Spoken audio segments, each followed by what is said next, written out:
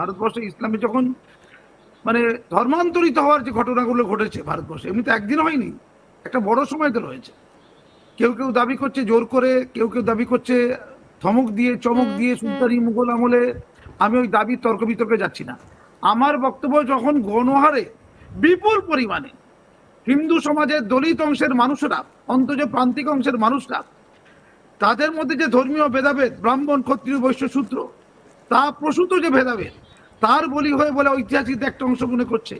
কেউ কেউ এখন আলোচনা করছে দেখি জোর করে, ভয় দেখিয়ে, তরোয়াল দিয়ে, ইত্যাদি দিয়ে ভয় দেখিয়ে। আমি ওই জায়গায় যাচ্ছি না।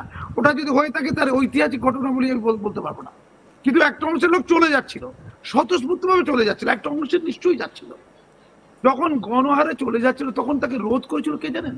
শুনিনি, একটা ভক্তিবাদ রোধ করেছিল। শ্রী চৈতন্যের নেতৃত্বে যে বৈষ্ণব ধর্ম, সেই বৈষ্ণব ধর্ম প্রসূত ভক্তিবাদ।